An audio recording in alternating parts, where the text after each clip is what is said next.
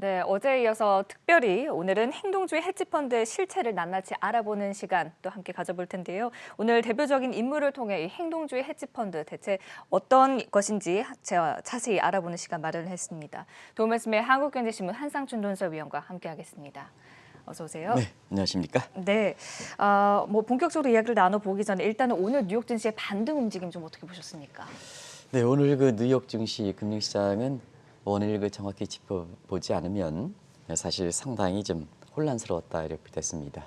주가는 오르고 금값은 떨어지고 달러 가치는 사실 금값에 대해서 상당히 혼란스럽보다가 오늘 그 달러 가치는 오르는 이런 그 모습을 보였죠. 그런 측면에서 사실 그 오늘은 시장별로 모처럼 만에 각 시장별로 본질적 여기에서 시장 움직임이 보이는 거다 이렇게 됐습니다.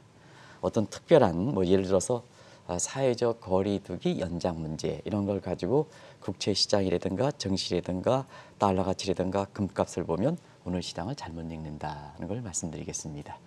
그래서 오늘 그 가장 이렇게 이 월가에서 이게 시장이 끝나고 나서 CNBC라든가 이런 게 방송을 할 때 가장 그 주목해서 보는 것이 시장 참여들 심리 지수입니다.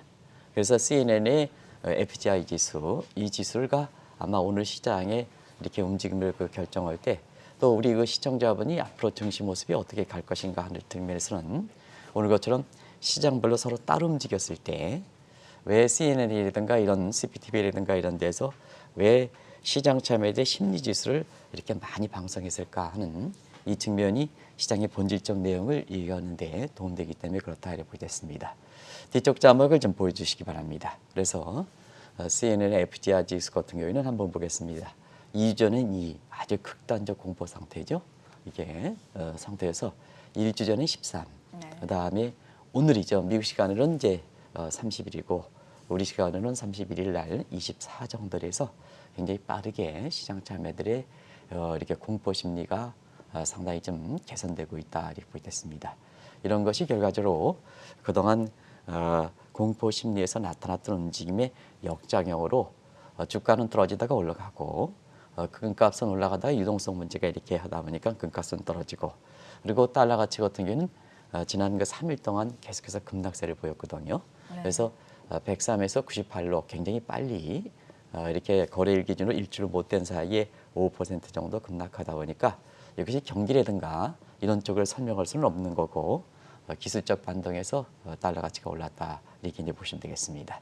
이런 것이 오늘 시장의 특징이지 않냐 생각합니다.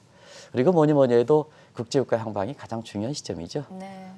이번에 그 감산의 연장에 합의가 되지 않았기 때문에 사실 유가 안정에 특별히 노력하지 않으면 사실 지금 국제유가가 20달러대에도 이렇게 붕괴되는 상황에서 코로나 문제에서 세계 그 경기가 침체되고 사회적으로 거리가 이렇게 두기가 연장되면 그만큼 오프라인 상황에 가솔린 수요가 감소하면서 유가가 더 떨어질 움직임인데요. 바로 내일부터 사실 그 오펙 국가들이 감산 기간의 연장이 종료됨에 따라서 증산이 되다 보니까 결과적으로 더 떨어질 우려가 있는 거죠. 그래서 우리가 6.25 전쟁의 마지막 저지선이 보통 파이널 존 해가지고 파이널 드루라는 표현을 쓰는데요. 여기만 뚫리면 이렇게 바다에 이렇게 거기 뚫리면 낙동강 전투에서 낙동강 전선만 뚫리면 그냥 이렇게 패망하게 되는 거죠. 부산 앞바다에 뛰어내려야 된다 이렇게 얘기를 해서 이게 파이널 드루라는 표현을 쓰는데요. 파이널 드루가 서부터 X4,000km로 배럴당 20달러인데 여기까지 장중이 무너지다 보니까 결국은 푸틴과 그다음에 트럼프 간의 안정화 노력에서 장마판에 20달러대로 이렇게 다시 회복되는 모습인데요. 지금 주가 관련해서는 아무래도 유가가 또 다른 이게 변동 아니겠습니까? 그래서 향후 증시와 관련해서도 이 세계적으로 생산국들이 어떻게 안정화 노력을 하느냐 하는 이 문제가 사실 증시 흐름의 모습을 좌우하지 않겠나 이렇게 보고 있습니다. 네, 물론 미 증시 최근에 계속해서 변동성은 있긴 하긴 하지만 오늘장의 반등 역시나 좀 상당한 의미를 부여할 수 있지 않을까요? 오늘은 특별히 미국의 증시에선 정책적 요인이라든가 이런 측면에서 오는데도 불구하고 월가에서 보면은 이게 사회적 거리두기 연장이라든가 이런 거에 의해서 올라간 건 아니거든요. 그러니까 자율적 반등했다. 자율적 반등했기 때문에 굉장히 의미를 크게 둔다 이렇게 됐습니다. 그런 측면에서 사실 그 미국의 증시에 지난주 보면 지난주에는 24일 이후 26일까지 3일 연속 주가가 큰 폭으로 올랐죠. 네. 뭐 이렇게 대공황이라 처음이다.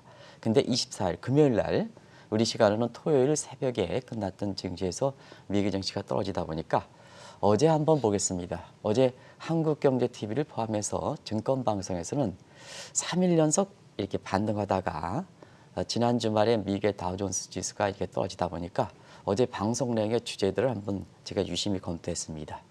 이런 쪽의 방송이 꼭 이렇게 나올 필요가 있을까 하는 측면에서 자막을 한번 같이 보여주겠습니다. 그래서 지난 그 주말에 미국의 주가가 떨어지다 보니까 데드캣 바운드다. 또 어제도 한국경제TV의 방송을 포함해서 증권방송에서는 2차 폭락에 대비해라. 이런 쪽의 주제들이 시청자분들에 대해 인기를 끌기 위해서 2차 폭락에 대비해라. 여기에 또 관심들을 상당히 많이 쏟았고요. 그런 상황이다 보니까 오늘 만약에 미국의 증시가 떨어졌다면 아마 데드캣 바운드에 이렇게 되면서 각종 입방아치기 좋은 사람들이 비관론이 아마 쏟아졌을 겁니다. 그런 측면에서 시기적으로 보면 사실 오늘 그 자율적으로 반등했던 모습은 그 자체에 의미가 있다 이렇게 보시면 되겠고요. 역시 우리나라 같은 경우에는 지금 동학개미운동이다 이렇게 표현하죠. 이렇게 보면 어제 이제 보겠습니다. 어제 국내 증시에서도 그런 2차 폭락에 대비하라는 이런 시장 개정 전서부터 이런 방송들이 쏟아져 나오다 보니까 장 초반에는 코스피 지수로 50포인트 정도 이렇게 많이 저는 뭐 급락했다 폭락했다 이렇게 되죠. 근데 역시 어려울 때 등장하는 동학개미운동 이런 힘에 의해서 거의 코스피 지수가 거의 그 만회를 했죠. 50포인트 더 하면 안 되겠을 겁니다. 오늘 코스피 지수 저는 이렇게 지수를 체크하는 사람이 아닙니다는 거의 만회. 코스닥도 오히려 상승했을 겁니다. 그래서 제가 내일서부터는 동학개미 운동에 대해서 한번 번국민 운동으로 좀 이걸 확산시킬 필요가 있다. 왜냐하면 우리가 보면 이 코로나 문제에서 심리적으로 가장 위축시키는 것이 주가가 떨어지면 굉장히 어렵게 되는 거거든요. 그런 측면에서 보면은 작년에도 7월 달에 일본의 그 한국에 대한 수출 통제 어려운 난국이 있었을 때 우리 국민들이 보였던 자발적이고 성숙한 노재팬 운동에 의해서 사실 이것을 극복한 것과 마찬가지로 이 코로나 사태는 뉴노멀 디스토피아 문제이기 때문에 초기에 심리적으로 충격이 큰 것이 가장 큰 문제다 하는 걸 누누이 말씀드렸습니다. 그런 측면에서 가장 빨리 반영하는 것이 증시거든요. 네. 그러면 지금은 금융상품이라든가 이런 측면에서 사실 기관 투자가들이 제 역할을 좀 못한다고 본다면 우리 그 개인 투자자 소위 라이언 투자자들이 주식을 사가는 이런 소위 이것을 동학개미운동이라 하는데요. 이런 측에서 사실 그 범국민운동으로 1인당 1계좌 주식수를 가졌다면 지금 상황에서 증시가 올라가고 이것이 심리적으로 좀 완화시키면서 사실 이것이 금융시장 안정책이자 경기부양책이거든요. 이렇게 떨어지는 칼을 잡을 때 돈을 그 정책적으로 무슨 뭐 돈 준다 하면 오히려 그것이 있잖아요. 국민들한테 부담을 더 증가할 수 있습니다. 그래서 현 정부 입장에서는 방역 같은 것도 잘해서 국제적으로 이렇게 추앙받고 있습니다는 지금 금융시장 안정 경기부양책은 모처럼 개인 투자자들, 라이언 투자자들이 이렇게 벌이고 있는 어려울 때 벌이는 동학개미운동 같은 것을 범국민운동으로 정부가 뒷받침해 준다면 자 우리가 지금 금융시장 안정이라든가 경기부양을 위해서 돈을 이렇게 세리 붓는 이런 그 정책 비용은 많이 절감할 수 있지 않겠냐 생각합니다. 그래서 이번에 그 코로나 경기에서 어려운 그 증시지 이 모습을 살리는 것이 결국은 금융시장 안정책이자 결국 경기부양책이고 국민한테 부담이 이렇게 감소시키는 정책 비용을 최소화시키는 방법이다 하는 것을 말씀드리고 싶습니다. 내일부터 그 구체적인 방안을 좀 말씀드리도록 하겠습니다. 네. 방금 국내 증시가 어려울 때마다 이제 개인 투자자들이 구원투수로 나서고 있다라는 부분 함께 말씀해 주셨는데 또 워렌 버핏 역시나 이런 비슷한 성향을 갖고 있지 않습니까? 네, 어제 그 행동주의 헤지펀드에 대해서 사실 이론적으로 전 세계에서 한국의 지금 행동주의 헤지펀드와 관련해서 이 객관적으로 판단할 수 있게끔 했던 이런 내용들이 상당히 좀 관심을 좀 많이 끌고 실제로 행동주의 헤지펀드가 그러냐 하는 측면에 사실 학생들로부터 이제 강의 좀 해달라는 요청까지 왔는데요.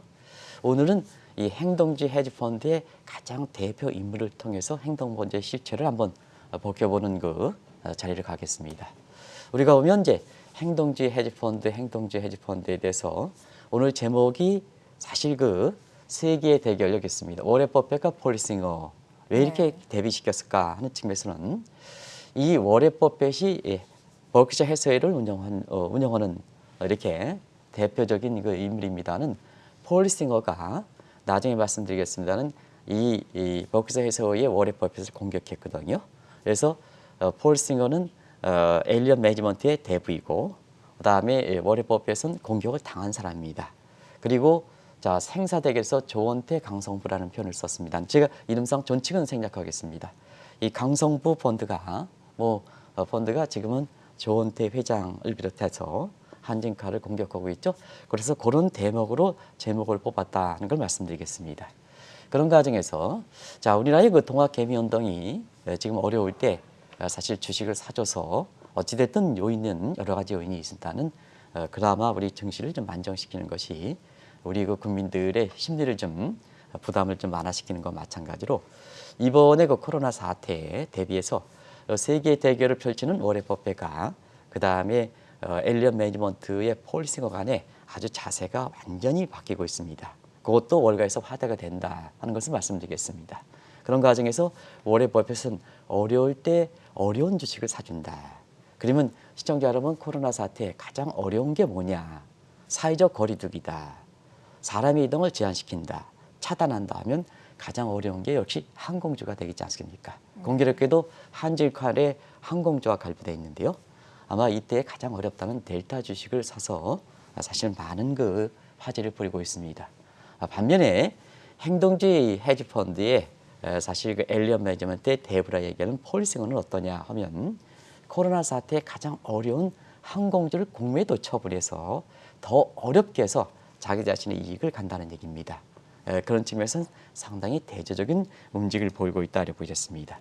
그러면 두 사람의 인연은 이번이 2차 전쟁이다 이렇게 표현을 하는데 그러면 1차 전쟁은 뭘까 하는 측면에 시청자 여러분 왜 두 사람을 뽑았느냐 하는 것을 사실 자막 뒤편에 좀 보겠습니다.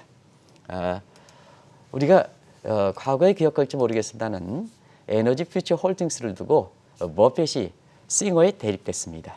싱어에 당했다는 표현을 쓰죠. 그래서 1라운드 때는 에너지 퓨처 홀딩스를 놓고 이렇게 우호적의 펀드에 해당되는 워렌 버핏, 그 다음에 엘리엇 매니지먼트의 대립한 1라운드거든요. 그리고 코로나 사태에 항공주와 관련돼서 어떻게 매입하느냐 하는 것이 2차 라운드다. 그러면 어떻게 결과가 되느냐 하는 것이 이후의 증시 모습에 따라서 상당분 다를 것이다 이렇게 보시면 되겠습니다. 그래서 요 두 사람 간에 이렇게 경쟁을 치고 마지막으로 교훈을 오늘 이 방송이 마무리되니까 교훈을 보겠습니다. 돈을 뺏지 마라. 뺏어서 벌지 마라. 고마워서 주는 것을 벌어라 하는 이 대목이 사실 이렇게 어려울 때 어려운 주식을 사주는 사람 워렌 버핏과 그다음에 어려울 때 더 어렵게 해서 주식을 뺏는 이런 싱어 간의 이렇게 모습을 보고 월가에서 나오는 돈과 관련된 교훈이다. 다시 한번 말씀드리겠습니다. 돈은 뺏어서 벌지 마라. 고마워서 주는 것을 상품에서 효용 가치가 줘서 소비자에게 아주 편리해서 상품을 제공해서 결국 이렇게 그 돈을 버는 그 다음에 여러 가지로 사회적으로 이렇게 좋은 일을 해서 돈을 버는 이런 쪽에 해낸다 하는 측면에서 월가에서 이런 교훈을 받는 것도 상당히 행동주의 헤지펀드의 실체를 이해하는데 도움되지 않겠나 하는 생각이 듭니다. 네. 앞서서도 살펴보긴 했지만 이 워렌 버핏과 폴 싱어를 두고 새로운 부자의 양강 구도라고 하기는 하지만 사실 이 두 사람의 성향을 보자라면 완전히 또 다르지 않습니까? 결국 이제 두 사람 얘기할 때 돈 얘기 많이 하지 않습니까? 네. 돈에 대해서 어떤 관념을 갖고 있느냐 하는 측면입니다. 근데 워렌 버핏은 항상 개인적으로도 세미나라든가 뭔가 참여해보면 돈은 목적이 아니라 돈은 이제 여기 그 돈은 목적이 아니기 때문에 사실 워렌 버핏의 인물됨을 얘기할 때는 항상 이 얘기가 많이 나오죠. 오바 현인이다. 현인은 뭘까 하는 달인보다도 현이라는 표현을 쓰는 데에서는 누구나 다가가는데 거부감이 없다는 얘기예요. 이건 뭐 시청자 여러분도 워렌 버핏의 이렇게 얼굴을 보시면 항상 웃는 얼굴이 있기 때문에 누구든 이렇게 될 겁니다. 근데 싱어는 여기 이렇게 나오겠습니다는 내년인간으로 내년인간이라는 표현을 꼭 씁니다. 제가 2007년, 2008년 또 작년 연말에 뉴욕에 갔다 왔을 때 이 폴 싱어 문제 이런 문제 이렇게 얘기하면 항상 뭐냐 실체가 나타나지는 누구다 다가갈 수 없다는 이런 표현을 쓰거든요. 그리고 우리나라에서는 폴 싱어 엘리엇 매니지먼트 관련해서는 과거에 2015년에 삼성과 현대 이런 해는 과정에서 우리 국민들한테는 더 부정적으로 비쳤던 시각이거든요. 두 번째 자막을 좀 보겠습니다. 두 번째 자막을요. 다시 이렇게 보면 이렇게 다른 평가가 나오는 것은 어떻게 되느냐, 다가갈 수 있는 사람과 그다음에 냉혈 인간이냐 이렇게 이게 표현을 거는 것은 역시 돈에 대해서 걸어온 길이 달렸기 때문에 그런 것이 아닌가 생각합니다. 워렌 버핏은 부모로부터 철저하게 돈에 대해서 어렸을 때 배웠던 사람이다. 금융교육이라든가 경제교육이 잘 된 사람이다. 그래서 그러한 그 관점에 대해서 이렇게 돈을 벌다 보니까 사실 돈에 대해서 다른 사람이 많이 벌다 하더라도 다른 사람이 거부 반응이 없는 것이 아닌가 생각합니다. 반면에 싱어 같은 어느 날 갑자기 썸데이 썸타입 같겠거든요. 그러면 썸데이 썸타입을 된 데는 사실 어릴 적 활정이 잘 이렇게 드러나지 않아서 제가 정확하게 이렇게 표현을 할지 모르겠습니다는 지금까지 실체가 드러났을 때 이렇게 보면 자 상대방의 약점을 파고드는 썩은 독소리를 먹고 사는 이런 멀처로 악명이 높습니다. 그래서 이 두 사람의 걸어온 길, 그 다음에 다른 사람이 비춰진 인상을 감안할 때 이런 표현을 씁니다. 월가에서 돈도 인격과 품격이 있다. 돈도 인격과 품격이 있어야 사실 그 인격과 품격을 갖고 있는 사람은 돈을 아껴 쓰고 검소하게 쓴다. 반면에 사실 이것을 갖춰지지 않을 때는 나중에 싱어의 생활터들을 보게 쓴다는 사실 이렇게 아끼고 검소하게 쓴다 이런 표현과 다른 각도로 쓴다 이렇게 보시면 됐습니다. 이런 구조를 하나씩 잘 한번 보시기 바랍니다. 많은 생활에서 시사점을 던져줄 거로 이렇게 생각합니다. 네. 버핏과 싱어는 또 부자의 사회적 책임과도 상당히 좀 깊은 연관이 있는데 돈에 대한 관념은 구체적으로 좀 어떻게 다른가요? 워렌 버핏 세미나도 이렇게 가보면요. 항상 이분이 돈과 관련돼서 부자다 보니까 돈에 대해서 먼저 이렇게 얘기하는 게 있습니다. 돈은 목적이 아니다. 돈은 목적이 아니다.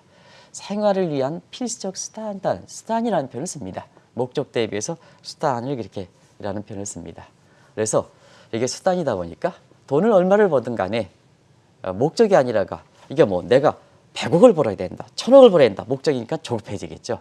벌지 못하면. 그러나 생활이란 표현을 하다 보니까 벌지 못하면 덜 쓰면 되지 않습니까? 여유가 있다는 얘기입니다. 여유가. 그래서 이분을 표현할 때 이 오래된 뿔테 안경 뭐 이런 쪽으로 표현하죠. 그다음에 20년 된 캠리, 지금은 좀 약간 좀 사정이 달라졌습니다. 워낙 그 캠리가 고물이 돼가지고요. 이렇게 새로운 것을 사셨다 그랬는데요. 이렇게 씁니다. 이러다 보니까 앞서 말씀드린 같이 돈의 품격과 인격이 있으면서 검소하게 쓰고 전략하고 그 다음에 목적이 아니라 수단이다 보니까 여유가 있다 보니까 남을 생각해 주는 대목이 되는 거죠. 그래서 돈에 대해서 사회적 책임 문제가 먼저 오는 거죠. 그런 측면에서 자 내가 사실 남한테 흉내내기 위한 돈이 아니라 2016년으로 기억되는데요. 2000년 전 재산의 95%를 기부하겠다는 얘기입니다. 흉내를 내는 게 아니라 우리 이제 사회적으로 보면 지금 여러 가지 배당도 주고 모두에게 보다 보니까 사회적으로 인식을 생각해서 이런 전 재산의 95%를 기부하겠다는 내용. 이것이 꾸준히 지금까지 실천해가는 이러한 사항이거든요. 반면에 사실 싱어를 좀 보겠습니다. 싱어는 돈은 생활의 수단이 아니라 돈 목적 자체를 하죠. 목적 자체. 그러다 보니까 품격도 없고 인격도 없고 돈을 목적으로 하다 보니까 결과적으로 보면 돈은 벌길 버는데 사회적 책임 문제에 대해서는 그게 약화되는 문제죠. 그러다 보니까 뭐냐. 검수했던 버핏, 심지어는 헤지펀드에 대비했던 소로스도 굉장히 검수했거든요. 그런데 화려한 생활을 즐기는 이런 모습들이 월가에서 포착된다 이렇게 합니다. 그리고 싱어가 기부라든가 이런 데에서는 굉장히 인식한 거로 나오고 있습니다. 그래서 여기에 관련해서 워렌 버핏의 이렇게 월가에서 그 대목을 보겠습니다. 돈을 움켜쥐지 말아라. 가치 있게 써야 된다. 다시 말하면 통화 유통석들이라든가 통화성서에서 이렇게 굉장히 낮아서 돈을 움켜쥐면 안 된다. 그럼 돈은 돌아야 되지 않습니까? 경제 윤활유 역할을 해야 되지 않습니까? 그것이 쓰는 거든 또 남아있으면 사회적 책임이든 뭐든 이렇게 되는데요. 돈을 목적화하면 움켜쥐다 보니까 결국 자기만 쓰고 사실상 뭐냐 이렇게 움켜쥐게 되면 결과적으로 돈이 돌지 않고 이런 어려운 사태 때 가뜩이나 크레딧 크런치를 쓸 때 더 어렵게 한다는 얘기입니다. 그것이 과거의 우리나라에도 뭐 최순실 게이트라든가 뭔가 해서 그런 표현을 이렇게 되고 있습니다는 그런 모습이 된다고 보겠습니다. 이런 각도에서 돈은 움켜쥐지 말아라. 우리나라에도 많은 시사점을 던져줄 겁니다. 가치 있게 써야 한다. 그래야지 돈이 제 역할을 한다. 돈이 실물 경제의 일종의 동맹 역할을 하거든요. 그래서 실물을 윤택하게 돌리기 위한 것이 돈입니다. 욕망의 브릿지 정도에서 과거에는 단순 생활할 때 서로 물물교환했습니다는 생활이 복잡하다 보니까 공통적 요구로서 돈이라는 것을 공통 요구해서 서로 돈을 교환해서 서로 왔다 갔다 하는 것이 이게 화폐 생활이거든요. 그런 과정에서 돈이 왜 태어났을까? 본질에 대해서 사실 움켜쥐면 안 된다는 것이 하나의 시사점이다 하는 측면에서 오래 버핏과 싱어를 비교할 때 상당히 많은 시사점을 던져주는 것이 아닌가 생각합니다. 네. 이 두 사람의 이제 돈에 대한 개념에 대해서 살펴봤는데 돈을 버는 방법에 대해서도 완전히 차이가 있지 않습니까? 네, 워렌 버핏은 뭐 정통적으로 알려졌습니다는 남에게 절대 피해를 주지 않죠. 남에게 절대 피해 주지 않고 어려울 때 이렇게 남을 도와주다 보니까 주가가 이렇게 코로나 사태에서 어려워질 때 시청자 여러분 아시겠지만 프라이스 대비해서 밸류 대비해서 프라이스가 많이 떨어졌으니까 이때 펄이든가 뭔가 가치 투자가 나오는 거죠. 그리고 단기적 안목이 어려울 때 주식을 사니까 단기적 안목이 아니라 사실 먼 미래로 밸류 믿고 언젠가는 프라이스가 주가가 밸류로 가겠지 해서 기다려주는 차자. 기다리는 가치 투자의 대가라 이렇게 얘기하죠. 그러다 보니까 뭐냐 어려울 때 도와주니까 자 기업들의 입장에서 보면 정도 경영을 할 수 있도록 노력해 주는 겁니다. 우리가 보면 사실 어제도 우리가 알아봤으면 행동주의 헤지펀드가 정도 경영이 못했기 때문에 정도 경영을 하도록 한다. 이건 잘못된 거다. 이겁니다. 오히려 어려울 때 도와줘야 자 투자를 돈을 이렇게 받은 기업 입장에서는 정도 경영을 추진할 수 있다는 얘기입니다. 그래서 정도 경영을 할 수 있게끔 도와줘야 된다. 경영이라는 것은 기다려줘야 되거든요. 그런 측면에서 사실 장기적 경영에서 정도 경영을 추진한다. 그런데 폴 싱어를 보겠습니다. 폴 싱어를 여기 이제 이 정도 경영 워렌 버핏에서 얘기한 거고요. 싱어를 한번 보겠습니다. 다음으로 얘기하겠습니다. 싱어를 보면 주주가치 극대화는 명분을 되겠지만 사실 수익 창출에 도움되지 않으면 모든 스타를 동원한다는 건 시청자 여러분 어제 배웠습니다. 그러다 보니까 사실 어제 실제 사례에서 행동주의 헤지펀드들이 스쳐간 기업이 전부 일기업들도 예를 들어서 포드라든가 뭔가 이렇게 해서 전부 듀포라든가 뭔가 해서 굉장히 되고 사회적 병리 현상이 나타나는 현상이거든요. 그런 과정에서 보면 전형적인 카지노 자본주의가 아니냐. 실질적으로 보면 카지노 자본주의가 아니냐 하는 그래서 기업을 고사시킨다 하는 이런 입장입니다. 그래서 요 대목도 워렌 버핏과 관련해서 제가 교훈을 한번 말씀드리겠습니다. 돈은 남을 도와주면서 벌어야 그 돈이 아무리 많든 간에 뒷탈이 없고 뒤끝이 아름답다는 얘기입니다. 이것도 우리나라에서 지금 상당 부분 많은 시사점을 던져주는 게 아닌가 생각합니다. 다시 한번 말씀드리겠습니다. 돈은 남을 도와주면서 기업 입장에선 정도 경영을 이렇게 추진할수록 도와줘야 뒷탈이 없고 뒤끝이 아름답다는 얘기입니다. 이런 것도 아마 시청자 여러분한테 많은 시사점을 던져주는 게 아닌가 생각합니다. 네. 이제 뭐 투자자와 투자 기업과의 관계 내에서도 이제 정말로 도와주느냐 아니면 기업을 흔들어 놓느냐 이 문제도 또 있지 않습니까? 네, 사실은 이 대목이 지금까지 말씀드렸던 내용에 이제 이렇게 종합적인 그 문제인데요. 결국 자 워렌 버핏 같은 버크셔 해서웨이와 이렇게 투자 대상 기업 간의 관계 이렇게 보면 공생력 관계다. 근데 이제 어제도 이제 말씀드렸다시피 싱어 같은 경우는 대부분 다 적대적 애매를 중요한다. 상대방의 약점을 파고든다. 그 수단에 있어서는 뭐 배당료라든가 자사주 매입이라든가 이걸 요구하는 거죠. 이사진 교체라든가 적대적 애매라든가 모든 방법을 한다 이렇게 보겠습니다. 결과적으로 보면 결국 이 행동주의 헤지펀드 같은 경우는 투자 대상 기업과의 관계가 대체로 다 그런 건 아닙니다는 대체로 사실 그 적대적 관계로 이렇게 되는 것이 그렇다 이렇게 보겠습니다. 이 관계는 어제 말씀드렸던 데 간단히 줄이겠습니다. 뒤쪽 부분이 굉장히 중요하기 때문에 그런 측면에서 제가 한번 말씀드리겠습니다. 제가 2007, 2008년에 미국에 이렇게 보면 한국경제TV의 월가 특판하고 미 연방정부의 보이스 오브 아메리카 경제 패널을 했을 때 이때 월가에서 같이 만났던 사람들이 그때 우리나라에도 이와 관련돼서 무슨 책이 있었던 걸로 이렇게 알고 있습니다. 저한테 한번 물어봤습니다. 돈이 꽃보다 아름답다 이렇게 얘기하는 표현이 있는 걸로 알고 있습니다. 근데 돈이 꽃보다 아름다울 수가 있겠습니까? 이거는 뭐냐? 돈을 그 지상주의로 하는 데입니다. 이렇게 이것이 아니라 돈은 꽃을 더 아름답게 하는 수단이다. 걸음이다. 이렇게 보시면 되겠습니다. 그래서 제가 개인적으로 이렇게 사실 방송을 맡다 보니까 이게 돈을 이렇게 굴리는 돈을 이렇게 재산 증식에 이렇게 필요한 각 회장님들 한 20여 분과 같이 이렇게 개인적으로 제 영향력이 없습니다는 국제적으로 감각이 있다 보니까 그분들한테 이렇게 어려운 판단을 할 때 얘기를 해서 자문을 하시는 분들이 한 회장님들이 한 20명 정도 이렇게 되시는데요. 그분들한테 이 회장님들이 어느 회사를 거래하든 간에 저는 뭐 그분들의 거래하는 회사에 대해서 굉장히 존중합니다. 하는 간에 가장 그 훌륭한 거래사니까 사실 그분을 만날 때마다 돈이 꽃보다 아름답다 이렇게 얘기하는 PB들한테는 절대 돈을 주지 마십사. 꽃을 아름답게 하는 돈이 꽃을 아름답게 하는 그러한 CEO라든가 그런 회장이 갖고 있는데 돈을 거래하십시오 하는 이런 표현을 쓰거든요. 이런 과정에서 사실 시청자한테 많은 시사점을 던져주는 겁니다. 돈이 절대로 꽃보다 아름다울 수는 없습니다. 돈이라는 것은 여기 각자 돈과 관련되어 있는 사람. 그래서 금융사를 보면은 회장, CEO와 고객과의 관계에서 이렇게 보면 사실 돈은 이렇게 꽃을 좀 더 아름답게 하는 이런 엑스터널 이펙트, 즉 외부 경제 효과를 하는데 수단이 되는 거거든요. 그런 관점에 있는 이런 쪽에 거래를 하는 것이 좋다 하는 것을 말씀드렸는데요. 네. 그런 것이 과거 2007, 2008년 월가 특판할 때 참여했던 국제 금융시장과 관련해서 이렇게 얘기했던 기억이 기억나서 이 대목을 좀 말씀드립니다. 네. 그렇다면 이제 결론을 좀 맺어 보도록 하죠. 이런 버핏과 싱어의 사례를 살펴봤을 때 한진칼 사례에 적용을 해본다라면 어떻게 보십니까? 결국은 평가를 이렇게 좋게 받는다면 시간이 가면 갈수록 기억이 되는 거죠. 기억이 되는 거죠. 또 남한테 교훈의 사례가 되는 거죠. 남한테 존경이 되는 거죠.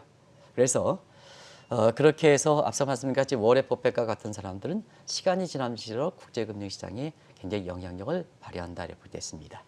그런 과정에서 워렌 버핏이 예를 들어서 워렌 버핏이 어디를 가느냐, 누구와 점심을 먹느냐, 그 다음에 주총에서 그 다음에 어느 보유 종목을 하느냐 하는 관점이 지금 전 세계 주식 투자인한테 관심을 보인다. 그게 영향력 아니냐. 그리고 과거에 보면 우리가 2004년 전후에서 앨런 그린스pan 지금쯤 평가가 좀 다소 다르게 있습니다는 경제 대통령을 부른다. 당시의 미국의 대통령보다 더 큰 영향을 미친다. 최소한 경제적 측면에서는 세계 경제 대통령이다. 이런 칭송을 받았습니다. 그런데 워렌 버핏은 그에 대비해서 세계 투자 대통령이라는 칭송을 받았습니다. 이게 영향력 아니냐. 그리고 정책 조언을 구했을 때는 항상 뭐냐. 투자 돈을 다루는 사람이라 하더라도 미 의회에서 워렌 버핏을 이렇게 이와 같은 이렇게 어려운 사태에서는 워렌 버핏을 이렇게 불러서 정책 조언을 받았습니다. 그렇지만은 행동주의 헤지펀드라는 폴 싱어는 어떨까 하는 측면에서 보면 폴 싱어에 대해서 이게 평가를 보겠습니다. 시간이 가면 갈수록 서로 지탄이 되고 영향력이 적습니다. 사실 의회에 구할 때는 폴 싱어 같은 사람을 한 번도 구하지 않습니다. 부르지 않습니다. 돈에 대해서는 어떻게 벌어야 되느냐 하는 것을 보여주는 대목이 아닌가 생각합니다. 그리고 한국 출판업계를 보겠습니다. 한국 출판에서 워렌 버핏과 관련된 내용을 가장 많이 다루고 있습니다. 우리 국민들도 그만큼 관심이 높기 때문에 그렇습니다. 근데 한국 출판업계 스윙과 관련된 책은 아주 극소수에 불과합니다. 이것이 한국에서도 보여주는 대목이 아닌가 생각합니다. 그러면 결론을 맺겠습니다. 우리가 보면 이 대목과 관련해서 우리나라에서 보면 지금 강성주 펀드랑 조은태에서 한질칸 문제인데요. 우리가 사실 서로가 존재 의의는 다 있습니다. 그래서 우리가 사실 그 강성부 펀드가 지금처럼 삼자연합회에서 이렇게 조은태 회장이 이끌 경영진이 이끄는 한질칸 문제에 대해서 왜 이렇게 적폐적 문제만 생각하느냐. 만약에 강성주 펀드와 삼자연합이 현 조은태 회장을 비롯한 경영진과 서로 이렇게 공생적 관계를 간다면 한진칼이라는 이 꽃이 더 아름답게 펴서 결과적으로 강성주 펀드가 지향하는 주주가치 극대화 이 꽃은 더 쉽게 필 수 있는 게 아닌가. 왜 서로가 적절하냐. 자, 한진칼이 좋든 싫든 간에 한진칼의 임직원들이 우리 경제 실체와 함께 40년 이상 이 회사를 읽고 왔던 겁니다. 근데 사실상 강성주 펀드라든가 이런 것은 사실 레코딩이었고 이게 태어난 지 몇 년이 됐습니까? 몇 년이 됐습니까? 그런 측면에서 보면 우리가 두 차례에 걸쳐서 이 방송을 해왔던 국내에서 이렇게 민감한 문제는 강성주 펀드 뭐라고 평가하지 않습니다. 어제 오늘 걸쳐서 한 번도 이분에 대해서 평가를 하지 않았습니다. 근데 행동주의 헤지펀드라는 건 주주가치 극대화가 뭘까?